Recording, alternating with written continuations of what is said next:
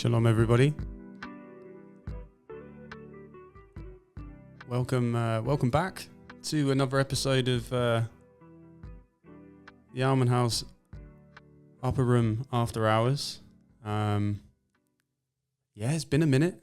A lot of time has passed. A lot of water under the bridge. It's great to be back. It's been well over a month since I've been in the hot seat. Lots been taking place.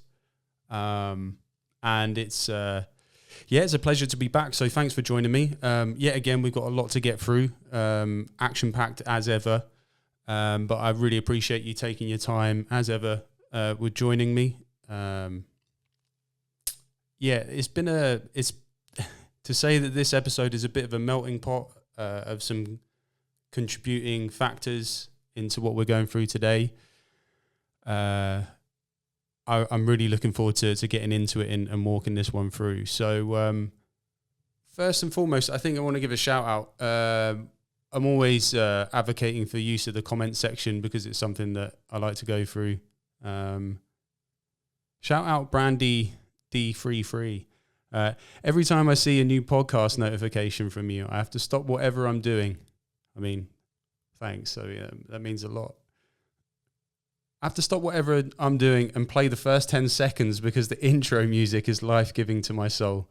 Not to diminish your content in any way. I always enjoy the discussion as well. But I would pay $50 to have that intro song in its entirety. So appreciate the compliment. Some are here for the content. Some are just here for the tunes. Either way, I'm happy you're here. Again, shout out our brother Josh, who's like a legit producer. Extremely talented.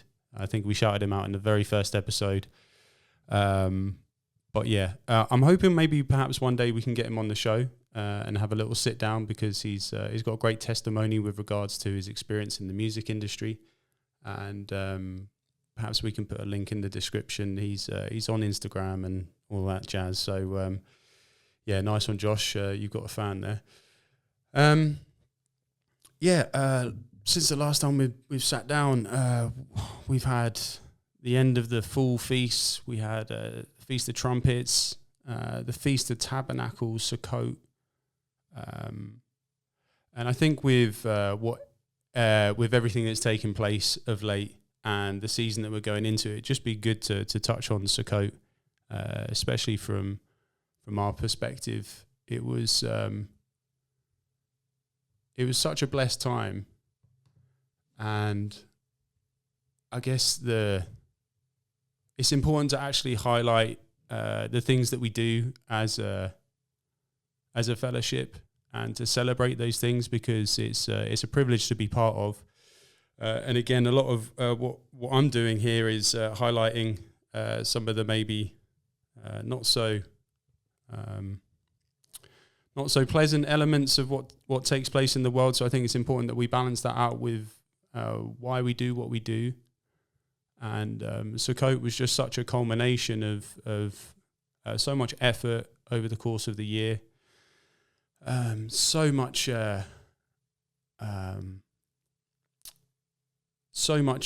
many examples of the Spirit moving, either being in the fruits or in the giftings. And it was truly,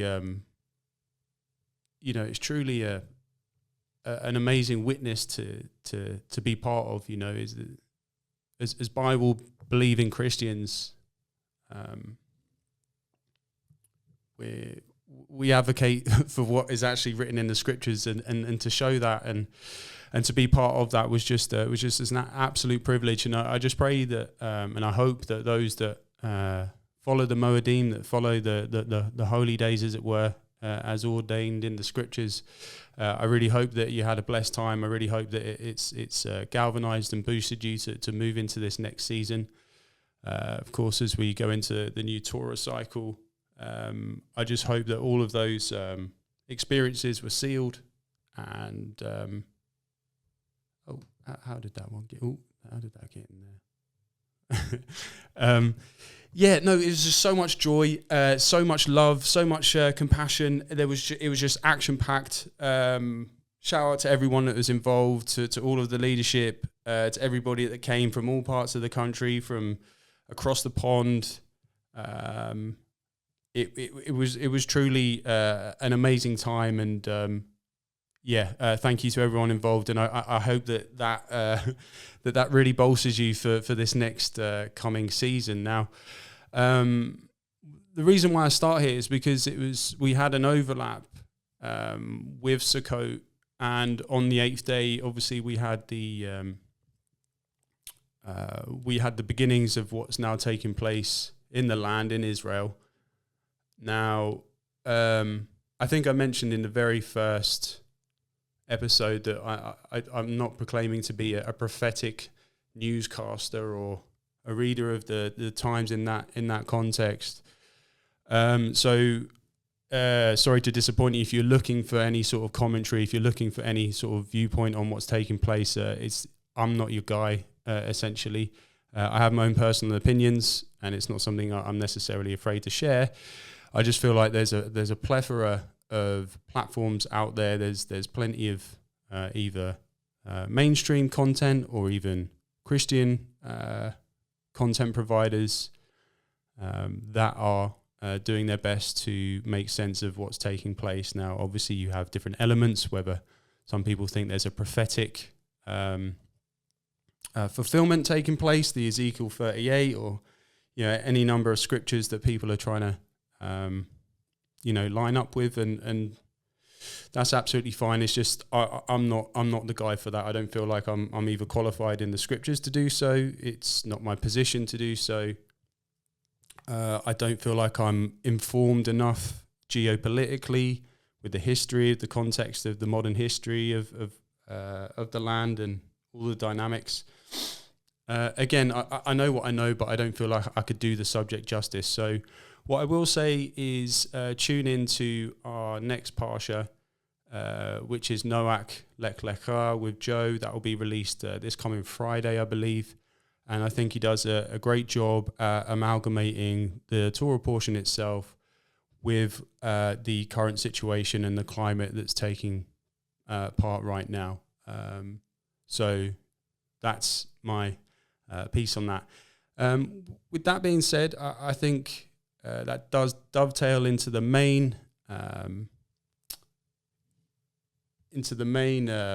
part of today's discussion. What I'd like to get into is journalism, essentially. Journalism, media, where we're at today.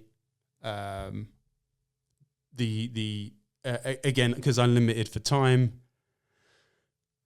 the condensed history of where we're at in terms of how things are reported and how the media and journalism itself is changed. And I'm asking the question, essentially, is journalism as we know it dead? Are we in the death throes of what journalism actually constitutes? With the advent of social media and the digital age, where we stand in that and how we navigate that as Bible-believing Christians. So that's the inspiration for today. So if we just take a look, basically, the element of going back to where it begins is always a good place to start. So let's have a look. Now, the premise is that journalism itself, I guess historically, has been a way in which we can hold powers that be, governing bodies. We can hold things, institutions, and people to an account to an extent.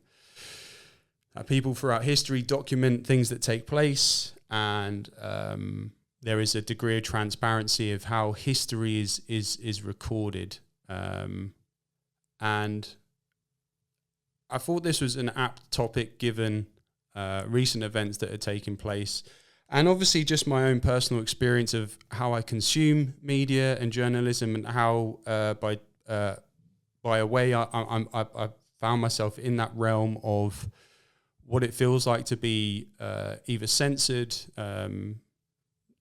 deplatformed, having to be careful about what words you say and what is allowed, what is permitted, how that's affected me personally in terms of how I research and provide content. So with that, I believe there's a melting pot at the moment of how we navigate this so-called quest for truth. Because a lot of people that have come to the faith, particularly in the Torah elements, have navigated this realm of truth. And in this age of information and truth, we're in a very strange place. So my heart is to look at this, how this is originated and how this has changed, and the space that we find ourselves in. Is journalism dead? Is it a thing that we can actually use and rely on in any way? So if we just go back to the history of, I was looking at what were the origins, what was considered the first example of journalism, and it brought me to a thing called Acta Diurna, which is sometimes translated as the Daily Public Records, or poetically Daily Gazette, which were daily Roman official notices. So there's your first red flag. A sort of daily gazette. They were carved on stone or metal and presented in message boards in public places such as the Forum of Rome. They were also called simply Acta. In many ways, they functioned like an early newspaper for the Roman citizenry. The Acta were begun in 59 BC, shortly before the destruction of the Second Temple. And continued until AD 222. Now, I'm sure there's many examples that predates this this notion of recording information and presenting it to a public realm. I think this is just citing a more organised platform for it, and in the context of what we would describe as journalism. Acta Diurna, also called Acta Populi, Acta Publica, or simply Acta or Diurna. My Latin's not great. In ancient Rome, was a sort of daily government gazette containing an officially authorized narrative of noteworthy events in Rome. Its contents were partly official, so court news, decrees of the Roman emperor, Roman senate, and Roman magistrates, and partly private, so notices of births, marriages, and deaths. Thus, to some extent, it filled the place of the modern newspaper. So the origin of the Acta is attributed to Julius Caesar, who first ordered the keeping and publishing of the acts of the people by public officers. The Acta were drawn up from day to day, exposed in a public place on a whitened board called an album. After remaining there for a reasonable time, they were taken down and preserved with other public documents so that it might be available for purposes of research.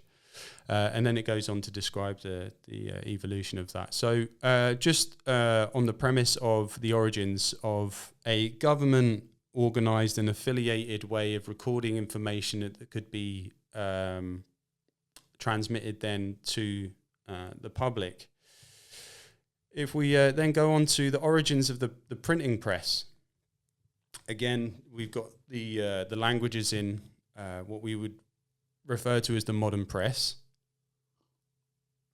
So be it newspapers, magazines, and all of that old stuff. So we have on one side this platform for facilitating governmental protocol and news. And then with the printing press, it's got a machine by which text and images are transferred from movable type to paper or other media by means of ink. Movable type and paper were invented in China, and the oldest known extant book printed from movable type was created in Korea in the 14th century. Printing first became mechanized in Europe during the 15th century. And again, you can probably dig around, and there's probably earlier examples of different forms of that. I mean, you can go back to papyrus in Egypt and all of that stuff. But in terms of, again, an organized way of relaying information. This is the one. So the earliest mention of a mechanized printing press in Europe appears in a lawsuit in Strasbourg in 1439. It reveals the construction of a press for Johannes Gutenberg and his associates. Gutenberg's press and others of its era in Europe owed much to the medieval paper press, which was in turn modelled after the ancient wine and olive press of the Mediterranean era. A long handle was used to turn a heavy wooden screw, exerting downward pressure against the paper, which was laid over the type mounted on a wooden platen. Gutenberg used his press to print an edition of the Bible in 1455. This Bible is the first complete extant book in the West, and it is one of the earliest books printed from movable type.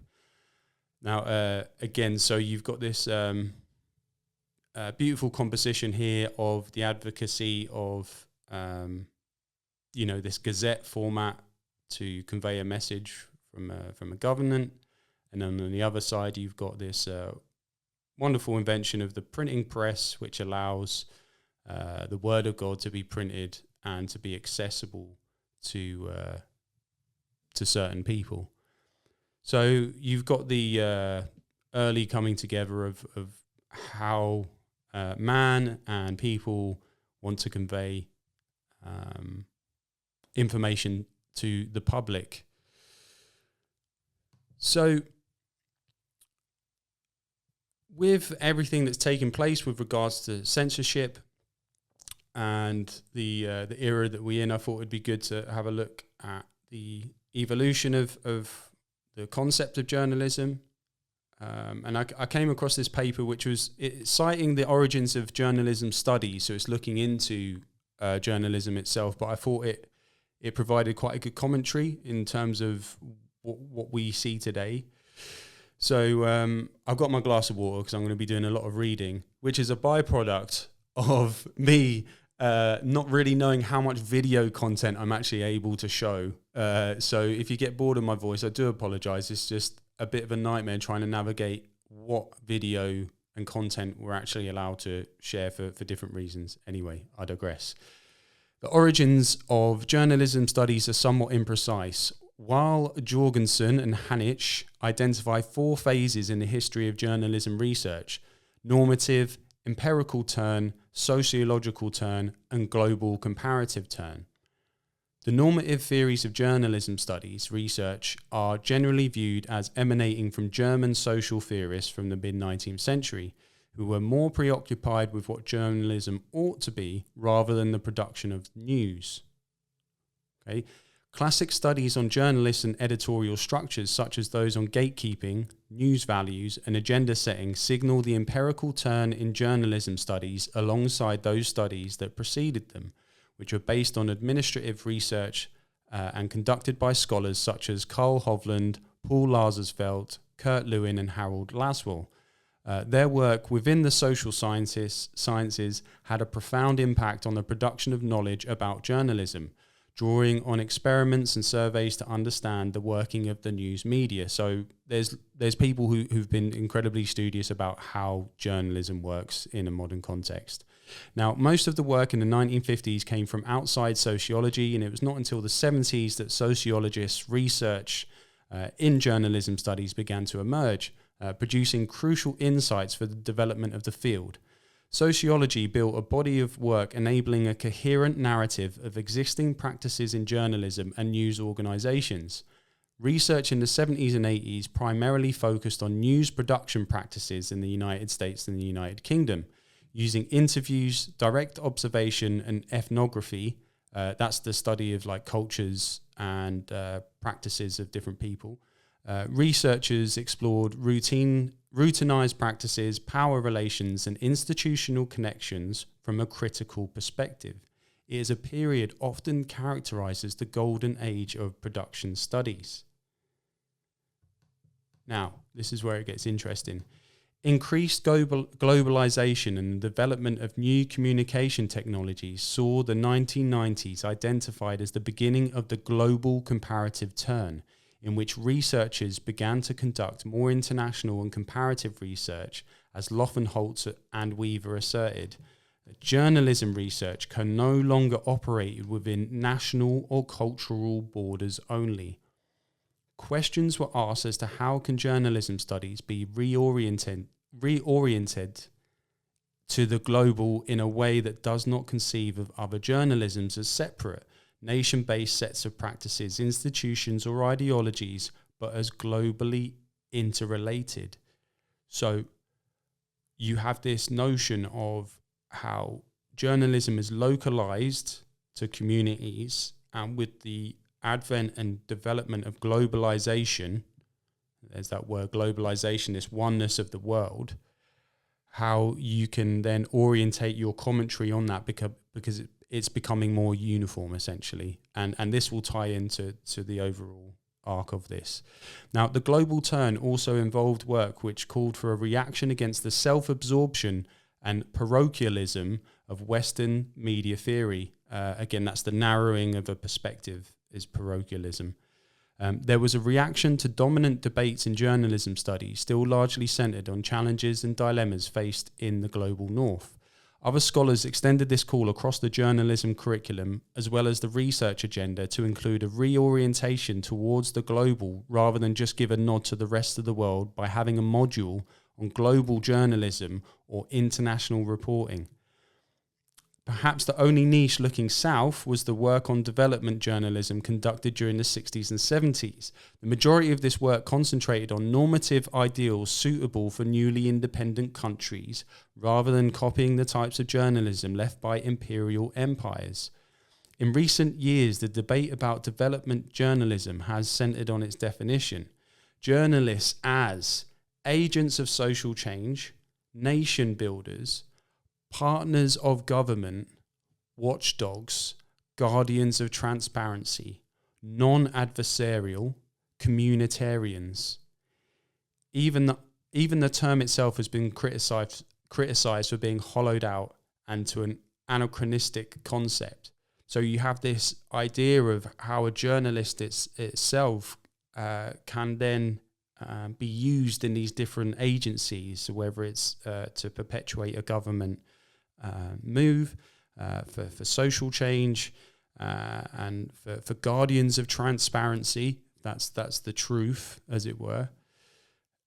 Now, the global turn has also witnessed a growing body of research from outside the Anglo-American sphere. In the 1990s, European journalism scholarship, for example, began to grow out of the interest of comparative media systems, with a special interest in media policies and the nature of European public sphere and the role and place of journalism in this development. The 2000s saw many studies examining European journalism reporting on Europe and the EU, with a proliferation of Europe-wide comparative research projects and news and journalism. So there's a lot going on basically in this change and shift. Now, bear with me, you are going to have to walk with me on this one for a bit. Now, we go into the digital turn. It is possible now to identify a fifth phase, the digital turn, which is mostly framed around a crisis in journalism. Digital media have disrupted journalistic practices, upended economic models, introduced new voices, challenged normative commitments, and offered novel ways of accessing news. The response from the Academy of these changes has been threefold.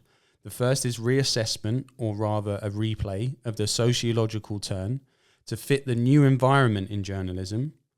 The lack of sociological theory and methods with which to engage in the analysis of new media forms, new practices and structures is noted in recent work. A recent collection provides a disparate and comprehensive reprisal of media sociology and journalism and its possible use in analysing contemporary phenomena of journalism's institutions, industries, audiences, representations, and digital technologies.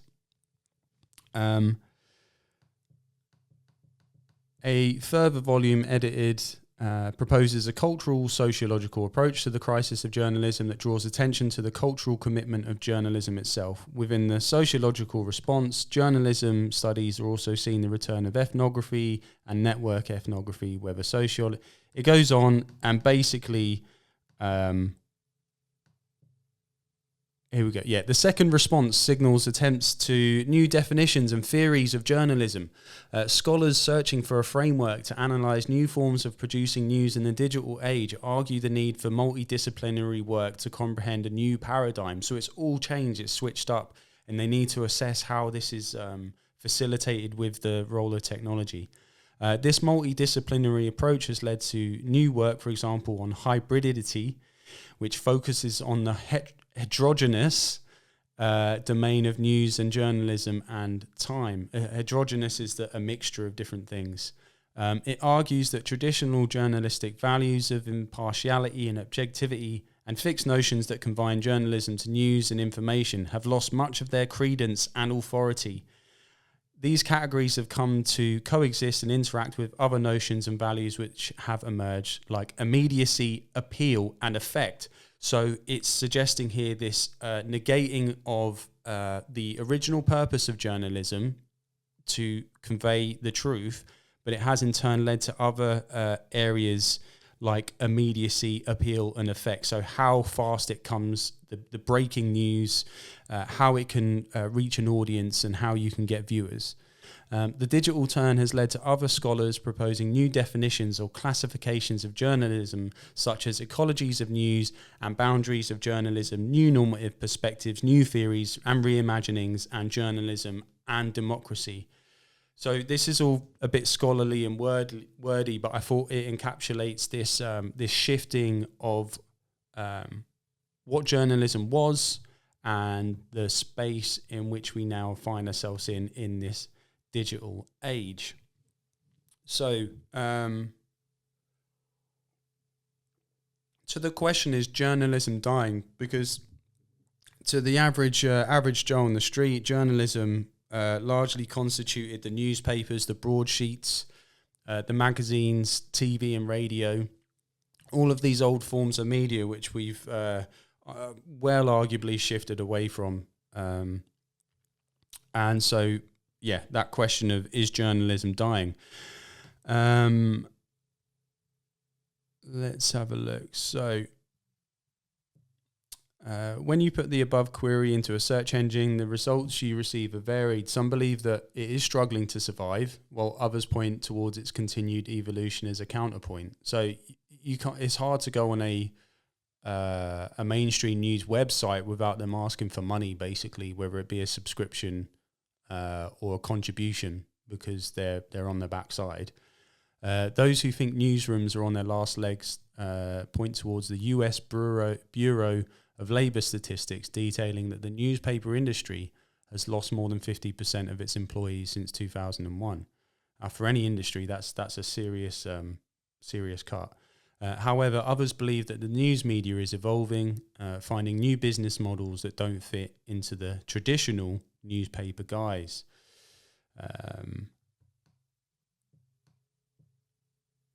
Many of the resources that national and local news had to survive are no longer of much value. There may be something to that theory, as according to the Pew Research Centre, a total number of newsroom employees working in digital native sector has increased from 13,000 in 2018 to 18,000 in 2020.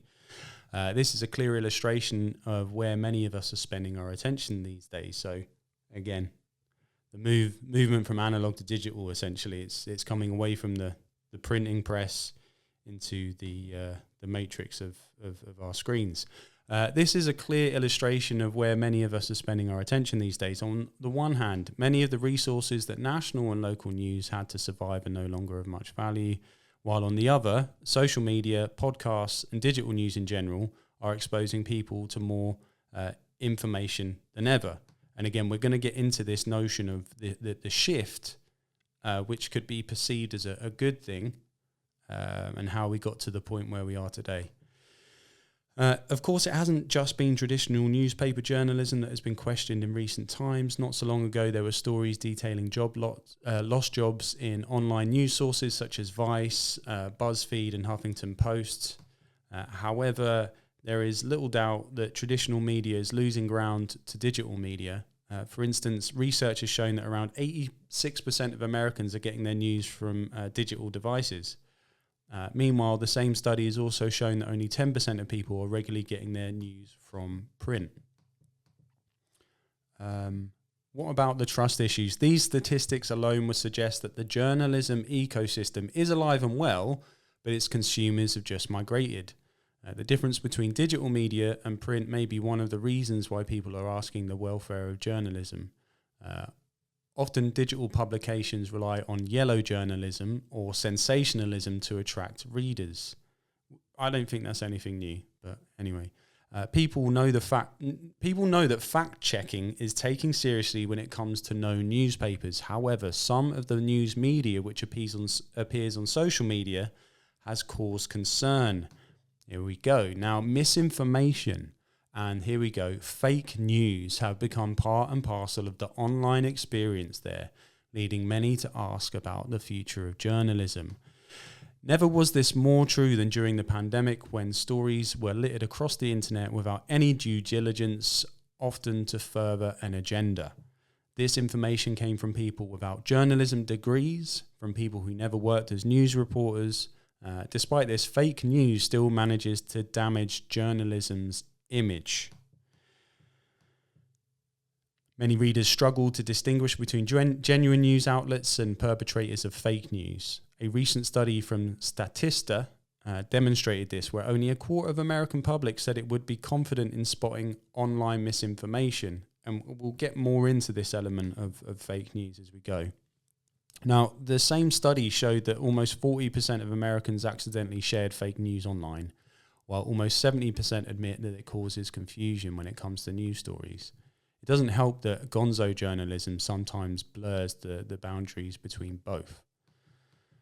So gonzo journalism was, I guess it came around in the late 90s. I believe there was a gentleman called Hunter S. Thompson was an advocate for this, handheld, I've got a camera, I've got a mic, and I'm just going to go out in the field and report, it was a forerunner to what we see today on social media.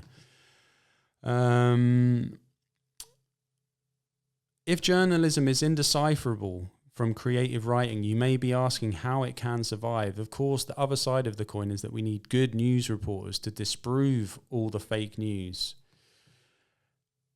Now that information is so plentiful, we need trusted contributors to distribute the truth in this battle for our attention. The new digital landscape has proved to be an incredible asset for this.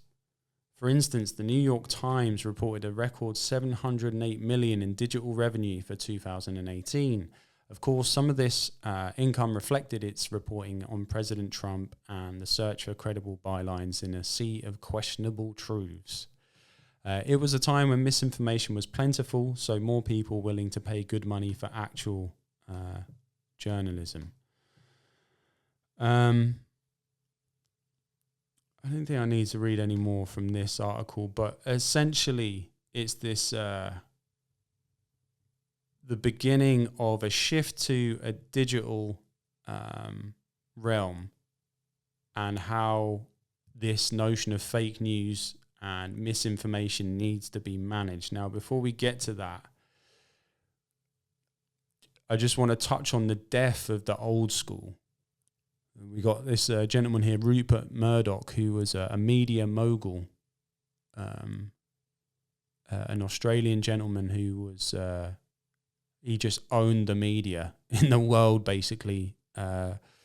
Any Liverpudlian will know this gentleman. He was the owner of the Sun newspaper, which was essentially a red top gossip and scandal propagator, which was suggested as a newspaper, but it was just full of garbage. And this guy was responsible for a lot of this garbage being perpetuated over a long period of time. He owns so much of the media in the UK, and I believe that his company still does. You're looking at Fox News, you're looking at a multitude of newspapers and broadsheets in the UK and the US. And this is an area which has clearly been infiltrated by the elite and used by the elite for time immemorial. You've got the relationship between Fleet Street, the hacks, the old school journalists, Freemasonry, corruption in politics, in metropolitan police, how this is all intertwined with espionage, the spy networks, MI5, Mossad. It all interweaves for the scoop, what would be known as the scoop. What was going to sell the most papers? What was going to be the most shocking scandal of the building up or the tearing down of an individual's reputation? Not news, not reporting the truth. This was proliferating gossip, scandal, and all of the worst facets of the human condition in order to make a buck. Now, why I bring this gentleman up is because he's part of the old school. You've also got a gentleman called Robert Maxwell, the father of the Ghislaine Maxwell, who's currently inside, ties with Epstein and all of that stuff. So you had this era of these moguls that controlled and dominated the narrative that the public would consume in order for quite often power, political gain, and for manipulation of public opinion in order to move legislation or to control and make money in grand ways. Now this is shifted. This is definitely shifted. Now these individuals, now he's representative of that elite, and he's just one of the public faces of it. This is changed. They've had to migrate over to a different way and a different format of how they do this. So with that being said, I'm sure many of you will recall this famous video of what was known as the Sinclair Group. So there is a controlling monopolized company called the Sinclair Group, and they basically run and control a lot of the independent media across America. And there was the infamous video of, I'll just play it and I'm sure you'll know what I mean. Around Sinclair Broadcasting and its conservative bent. This is a company that owns stations all across the country. And last month I reported that the company was mandating its local stations to produce these media-bashing promos. There's been a lot of angst in local newsrooms about this. Now we're actually seeing the promos, so I want to show you what they look like. This is a compilation courtesy of Deadspin that's gone viral this weekend. Just a little taste of what these promos look like. The sharing of biased and false news has become all too common on social media. More alarming, some media outlets publish the same story true without checking facts first. Unfortunately, some members of the media use their platforms to push their own personal bias and agenda to control exactly what people think, and this is extremely dangerous to our democracy.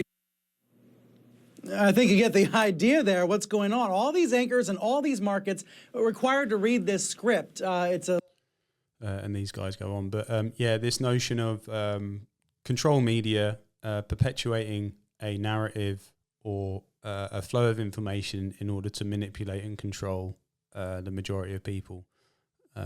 Shock horror, it comes from television, programming, all of that hypnotic nonsense. And we're in the sort of death knells of what that, how we used to receive that information, the days of watching news at 10, picking up your paper in the morning, like that's, I'm sure there are still people out there, but we're less than a generation from that being phased out.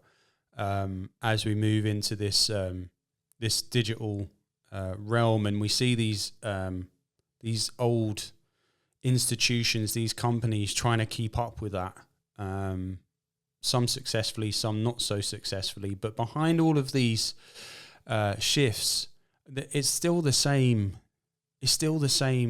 people, it's still the same families, it's still the same money that's behind all of these so-called resurgent media outlets, whether it's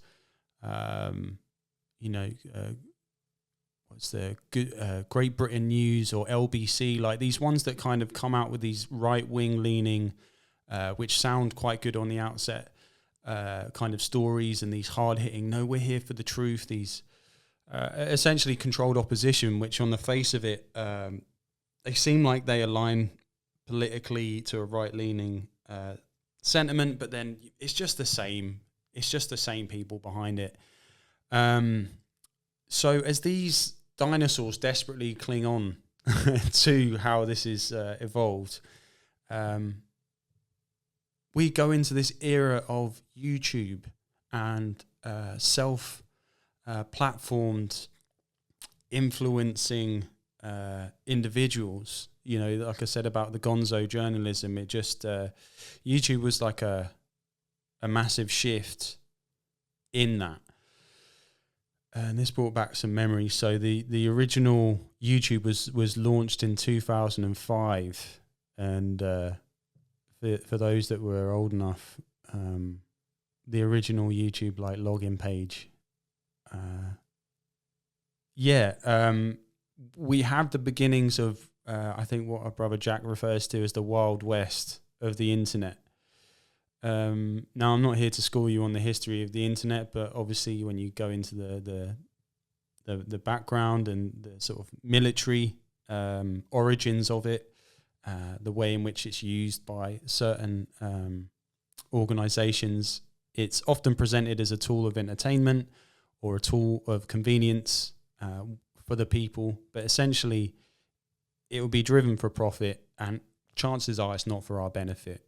But with that being said, I wanted to kind of like focus on this sweet spot, this golden era of journalism and presenting of information, which YouTube facilitated. And I remember when this first come up, you just watch stupid videos of people falling over, or Charlie bit my finger, and these like absolute YouTube classics like the skateboarding dog. Like, it's just, you know, quite innocuous, innocent stuff. Yeah, Charlie bit my finger. Yeah, it's mad actually. And how YouTube over time, and I'm sure with the advent of Facebook and you had the MySpace age, this element of the individual being able to have their own platform to be heard and to influence public opinion to the point where we have now like the advocacy of the influencer, you know, whether it be to sell products, narratives, political agendas, and how YouTube played a massive role in that. Now, I remember when I first started, I think in and around this time, you know, I'm looking for information, I'm looking for truth, as it were, because, you know, you're sick of the lies that are perpetuated by the mainstream. You know that they're a bunch of no good crooks and it's all lies. And, you know, there were certain paradigm shifts, whether it's 9/11, you know, the Iraq War, where this distrust of authority really, really was cemented into to our generation. And then, so things like YouTube were a great tool in order to like start navigating, like, oh, what happened here, and what was the truth there, and et cetera, et cetera. And I remember there was a golden time where, you know, you'd have your Richie from Boston's, and again, I'm just assuming that viewers of this might know these people, but they may not. I don't know. You had channels like Pockets of the Future. You had Russian vids. Just all of these, like, and even Days of Noah back in the day, like all of these little niche pockets of YouTube that were genuinely reporting and articulating things that weren't right, things that were corrupt. And in the same notion, a lot of these were coming from a biblical narrative, from a biblical worldview, in this kind of quest for truth. And what we've seen of late is this curtailing of information, of truth, that we're at a point now where you literally can't say certain words. You know, you can't show certain material, for plagiarism or monetized reasons, but most importantly because you're not conforming to the narrative that is being controlled by these individuals. So if we look at YouTube, for example, who's YouTube owned by? Google. Who owns Google? Alphabet Inc. Who owns Alphabet Inc.? Vanguard. Who owns Vanguard and BlackRock? Some faceless shareholder. You know, these guys, and again, this is where you get to the top of the tree, as it were, the top of the pyramid, the BlackRocks and the Vanguards. It's like, who owns Apple? Who has the majority shares? BlackRock. Who owns Disney? Majority shares, BlackRock. Who owns AstraZeneca? Pfizer. Who owns the companies that are actually conforming and perpetuating these narratives of falsehood? These companies that are in turn demonizing those that are trying to stand and speak for the truth, because you're getting to the point where we can't do this anymore. Are we in a position now where somebody's sitting here and calling black and white, like you're not going to be able to do it if it doesn't align with the narrative that they want? And there's they. Who are they? Well, we just said who they are. It's essentially principalities of darkness, really, because again, you need that spiritual lens to actually see the wider context of why this information is perpetuated in a particular way. Who benefits? Who's the winner when it comes to companies being successful or making a profit?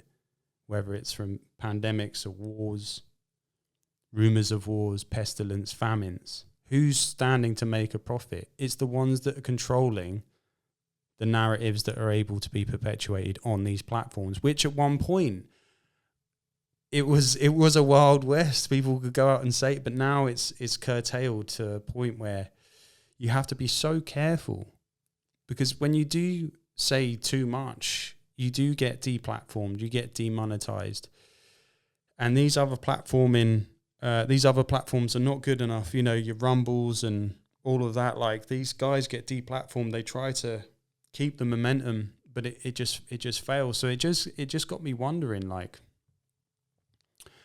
and it brought me on to the classic 1984 novel by George Orwell. And again, he must have been part of the club, because the accuracy at which he was able to predict things that came into fruition was ridiculous. For those who've not read the book, there's an individual called Winston. He's working for the Department of Truth, and it's his job to curate news stories, and it is set in a dystopian London in the throes of a war. Propaganda is rife, and essentially, if you're not part of the team, you were ostracized, and at worst, as we find out later in the novel, brainwashed or even killed. And I just thought this excerpt was a great example of what's taking place. Where are we? Let's have a look.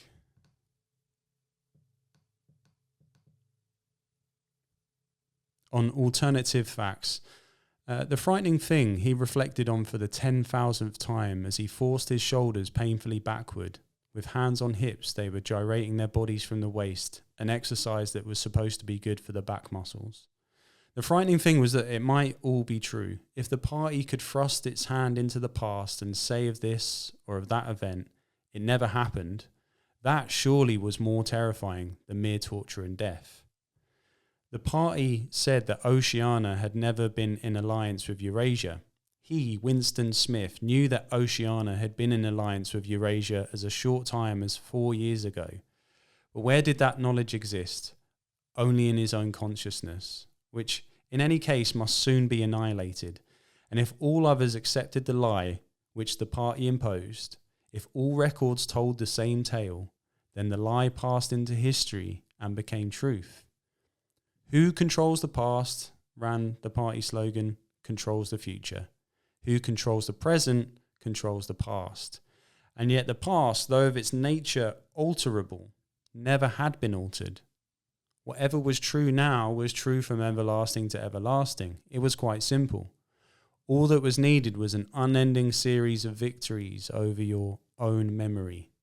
Reality control, they called it in Newspeak. Doublethink.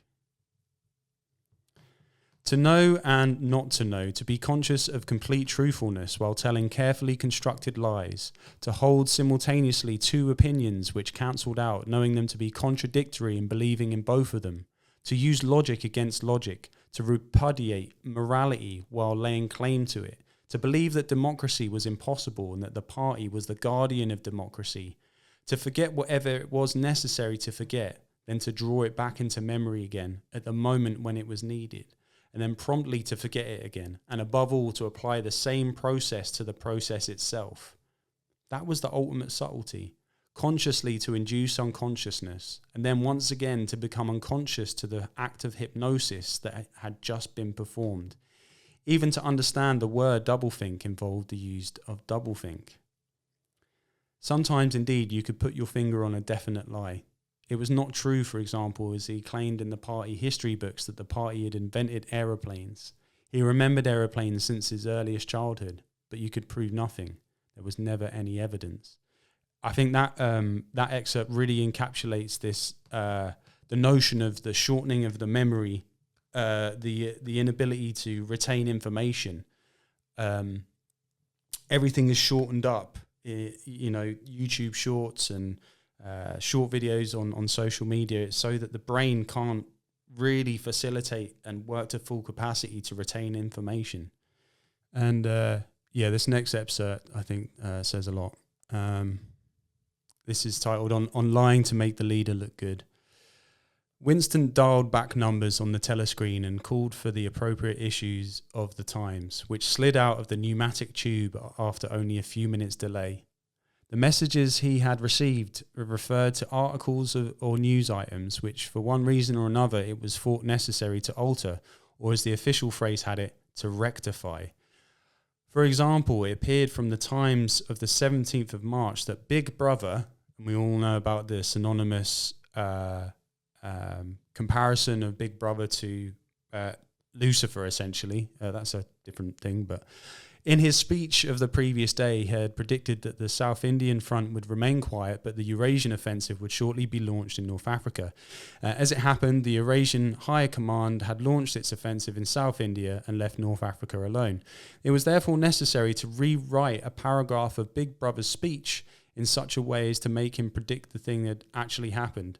Again, to highlight this notion that the controlling force predicted and was correct about something that happened in the past, particularly in an area of war and conflict.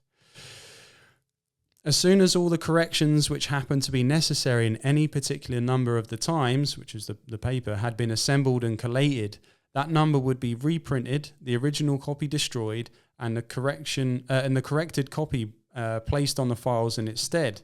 This process of continuous alteration was applied not only to newspapers, but to books, periodicals, pamphlets, posters, leaflets, films, soundtracks, cartoons, photographs, to every kind of literature or documentation which might conceivably hold any political or ideological significance. This is taking place today. They are removing books from schools of great literary weight and influence. They're doing it. It's happening now. Day by day and almost minute by minute, the past was brought up to date. In this way, every prediction made by the party could be shown by documentary evidence to have been correct. This is like Mandela effect on steroids. Nor was it any item of news or any expression of opinion which conflicted with the needs of the moment ever allowed to remain on record. All history was a palimpsest, which is something that has changed and altered, scraped clean and reinscribed exactly as often as was necessary. In no case would it have been possible, once the deed was done, to prove that any falsification had taken place. The largest section of the records department, far larger than the one of which Winston worked, consisted simply of persons whose duty it was to track down and collect all copies of books, newspapers and other documents which had been superseded and were due for destruction. A number of the times which might, because of changes in political alignment or mistaken prophecies uttered by Big Brother, had been rewritten a dozen times, still stood on the files bearing its original date, and no other copy existed to contradict it. Books also were recalled and rewritten again and again, and were invariably reissued without any admission that any alteration had been made. Even the written instructions which Winston received, and which he invariably got rid of as soon as he had dealt with them, never stated or implied that an act of forgery was to be committed. Always the reference was to slips, errors, misprints, or misquotations it was necessary to put right in the interests of accuracy. But actually, he thought as he readjusted the Ministry of Plenty's figures, it was not even forgery. It was merely the substitution of one piece of nonsense for another. Most of the material that you were dealing with had no connection with anything in the real world, not even the kind of connection that is contained in a direct lie. Statistics were just as much as a fantasy in their original version as in their rectified version. A great deal of time you were expected to make them up out of your head. So why am I talking about this? Why this in particular? It's because from what I'm seeing in this age of censorship is this: if you're willing to perpetuate a narrative, if you're willing to record history in a way that suits those that are running the show, you're good to go. The moment you start messing with that, you're just not going to be put out there. You're just not going to have a platform. You're not going to be able to speak the truth. You know, this manipulation of what reality really is. What is a boy? What is a girl? What is up? What is down? What is right? What is wrong?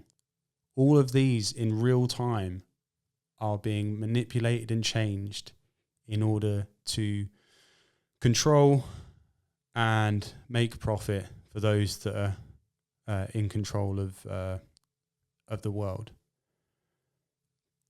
And this is partly the reason why I felt it was important to look at the mechanics again, because we can look at the surface level of what's taking place in the Middle East and in the world in general, and we can be reactionary to the injustices, to the death, to all of the heinous things that are taking part at the moment, all absolutely horrendous.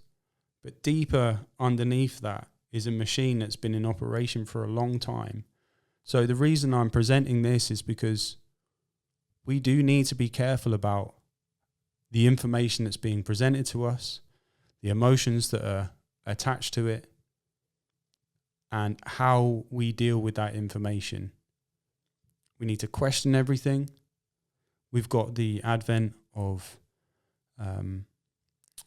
artificial intelligence, deep fakes.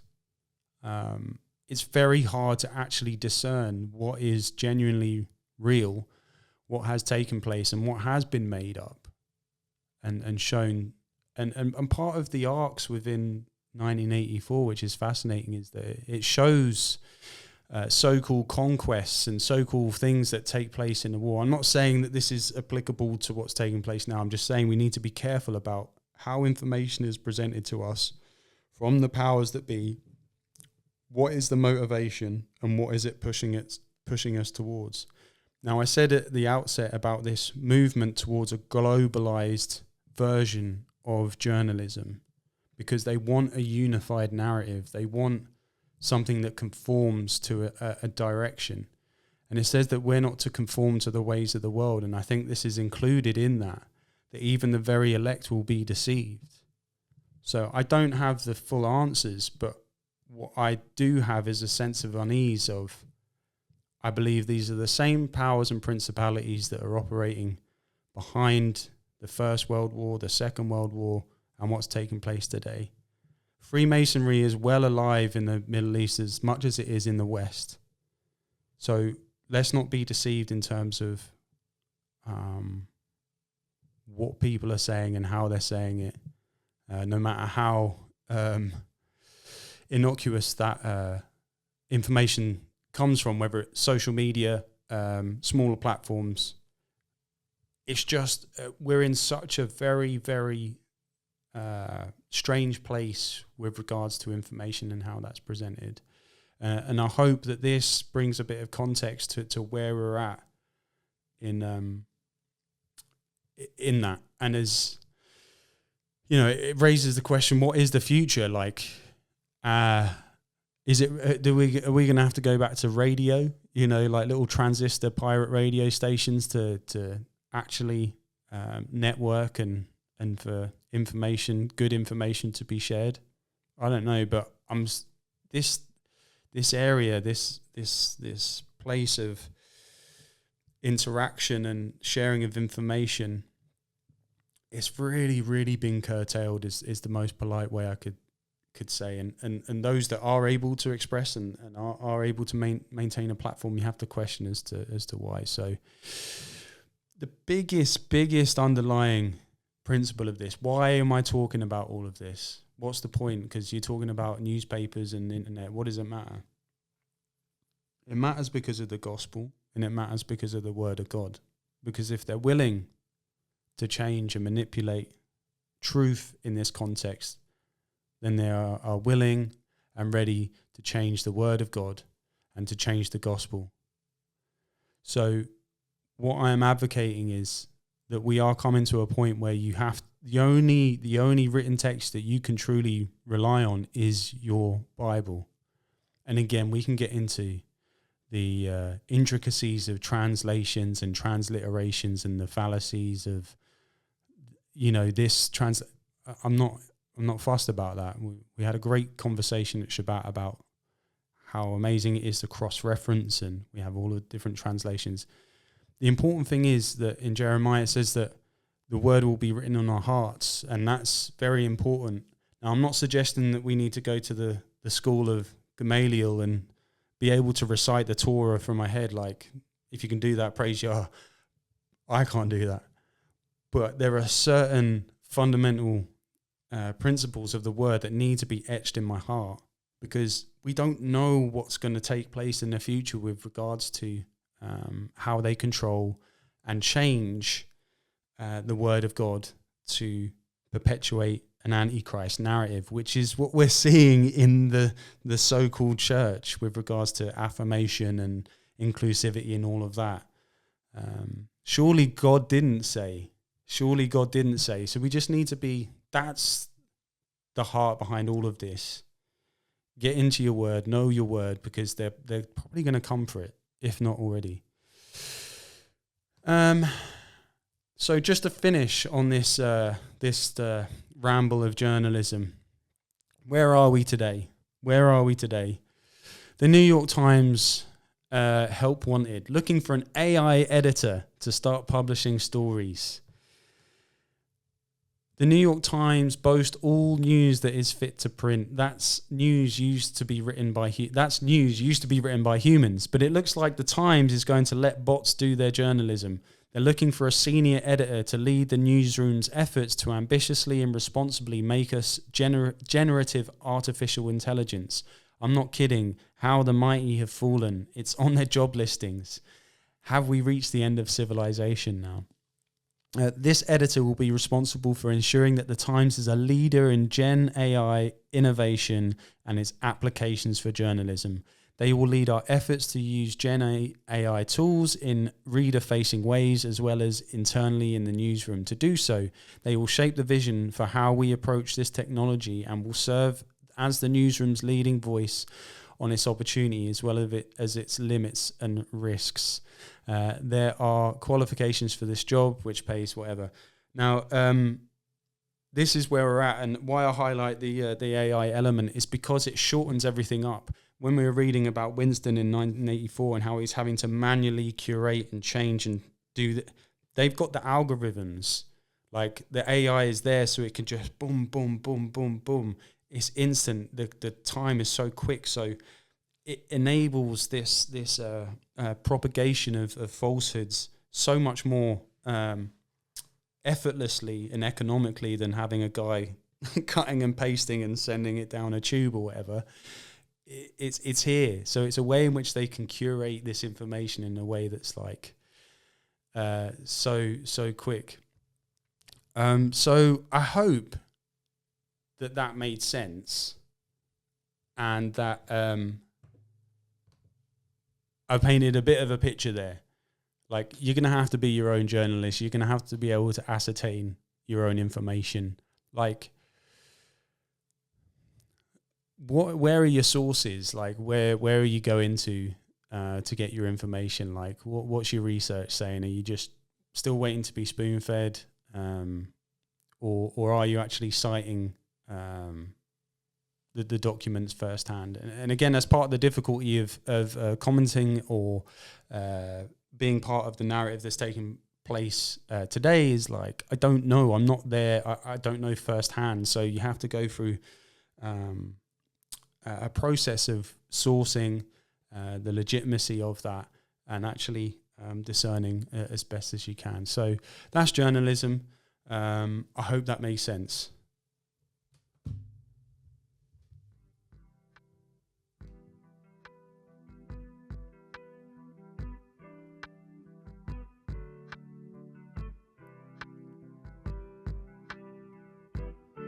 So is this the end of journalism? Is it a done deal?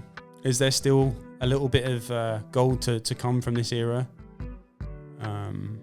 Are you still able to get good information from reliable sources, or is it all no good? Yeah, let me know in the comments.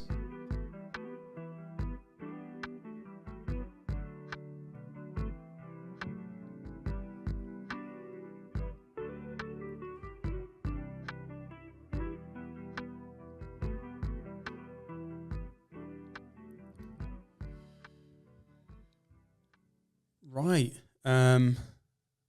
Whilst on the theme of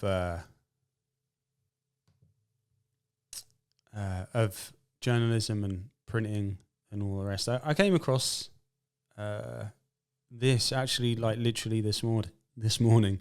And just to be transparent, with regards to the content, like, I'll have an idea or something that I'll work on, and then literally up until the day, the minute before, something will come in and it will tie in quite nicely. And this was one of them. So, courageous Christian group risks their life to smuggle Bibles into persecuted regions. As Christians in many countries face cruelty and persecutions for their faith in Jesus Christ, a group of daring believers in the Middle East is making remarkable efforts to ensure the gospel's reach. These brave souls are secretly printing Bibles, putting everything on the line, even their lives, to make sure that the Word of God gets to some of the most inaccessible areas. Global Christian Relief, a vigilant eye on religious persecution, recently highlighted the work of these brave believers. Brian Orm from the organisation recounted meeting one such individual. I have been arrested 3 times and they tried to kill me 5 times, said the man, revealing the grave dangers he has faced. Harrowing as the experiences were, his unwavering faith is evident. He attributed his survival to the prayers of believers and Christ's protection. Despite the real threats surrounding them, their dedication remains unshaken. One story shared involved a man so profoundly touched upon receiving a Bible that he described it as the most important book on earth. Amen to that. Such reactions inspire these printers to persevere with the conviction that they'll never give up. Orm gave a glimpse into their operations, highlighting a secret warehouse churning out thousands of copies of the New Testament. He showed 25,000 copies ready to each eager hands. For safety, the exact country, faces of those involved, and even the Bible covers remain undisclosed. The primary mission: to smuggle these Bibles into Iran and fortify the faith of its recipients. Which again, a lot of people assume that in Arabic countries that Christianity isn't a thing. It most definitely is. The commitment extends beyond adults. A second facility dedicates its efforts to produce children's Bibles. As Orm highlighted, these Bibles are illegal, yet the desire to nurture young souls and fortify their faith overcomes the peril. It's evident that their love for God and purity of their mission to spread his word fuels their actions. As they venture into these risky endeavors, they need our prayers. So in the spirit of solidarity and faith, let's remember the words from the book of Joshua. Be strong and courageous. Do not be afraid. Do not be discouraged, for the Lord your God will be with you wherever you go. So let's take a look. I have to raise my voice because I'm in a printing press, but there's something really special about this printing press. Hi, I'm Brian with Global Christian Relief. Right now, we're in the Middle East. Although for security reasons, we cannot tell you the name of the country, nor can we show you the faces of believers or even the covers of Bibles. In spite of all these things, we're about to see something very special. We're driving to see something incredible I'm so excited about, but it's also really incredibly sensitive and dangerous. We're going to have to take every precaution to make sure that we keep everything and all the information here safe. It's something that most people never get to see. We're going through lots of checkpoints. It's just funny to be in the back seat as Americans. Here we go. I have to raise my voice and speak loudly because I'm in a printing press, but there's something really special about this printing press. It's a secret Bible publishing warehouse. Right behind me are 25,000 copies of the New Testament. They're going to be bound, and then they're going to be smuggled into Iran, the persecuted believers, to help strengthen them and to strengthen the church.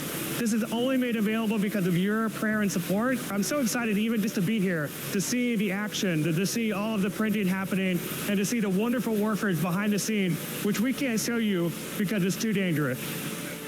And now we're on our way to a second printing facility. This facility specifically focused on children's Bibles. These Bibles are awesome. They're meant to be used with families, where you can see the different pictures that are there for children to color in while mom and dad are reading the story together. These Bibles are illegal. They're going to be smuggled into dangerous places. So please pray for those who are taking these Bibles to help strengthen the church. This Bible right here, we know is going to impact a child in a powerful way for God's kingdom. We were overjoyed to finally see these Bibles being printed in real life. However, the unseen reality of being a Bible printer is much tougher than we could imagine. براستی من ساجا جیرا مسیر میشه پنجار هول کستینی منی آناوی پنجف بتسم نالکانه من أشار بوم كاب شيت من بين موي كم نالکانم فارز رابن دراستی يوم هر بنوجي كملگی باردرن آرزگاری کی گلامسه تک دوام نجمان باف کم بوی ایملو پرسیا رگی راست کیانی پامگرین گزار بباشی زیر مشیرایی آوشیا تاب کریو تابک دستلات دستکسیک. To meet Simcoe and hear his story, it both broke my heart for what he and his fellow believers have suffered, but it also inspired me by his incredible resilience and faith in his mission. It is only through your support and prayer that Bible printers like Simcoe can keep printing Bibles to share God's word where it's needed most. صلیب کوینی کرین ترین تابنی سرزوی. آوشیا بناستی کارمر.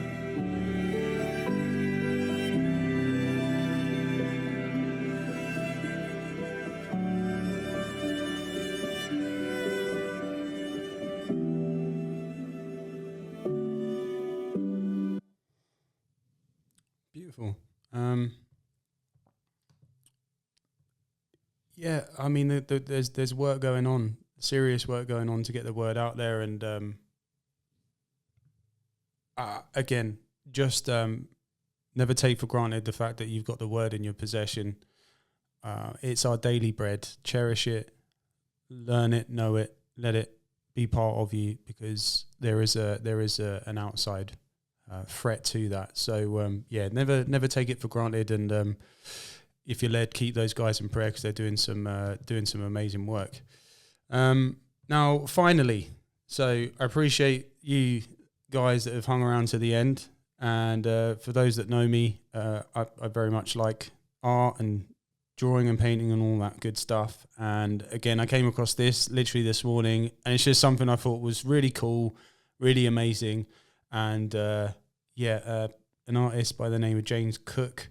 And he does portraits by using a typewriter alone. And I saw this again. I just thought it was a nod to everything that we're discussing today with regards to the press and all of that stuff. So, have a look and see what you think.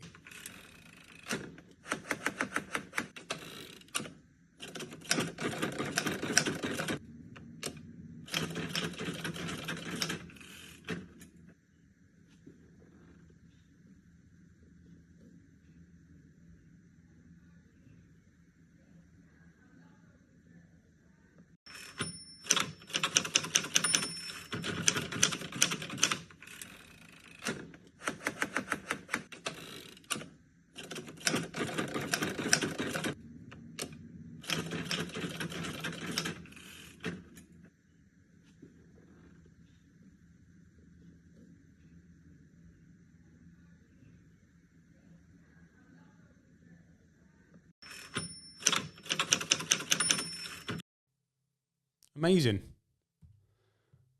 Yeah, incredible. That's it. Thank you for joining me. I appreciate the time that you spent. I hope that that blessed you. I pray that you can keep your peace in these times. I hope this reaches you and your family well. It's much appreciated that you've taken the time to be with me. And until next time, from our house to yours, shalom. It's been a pleasure. Take care. God bless.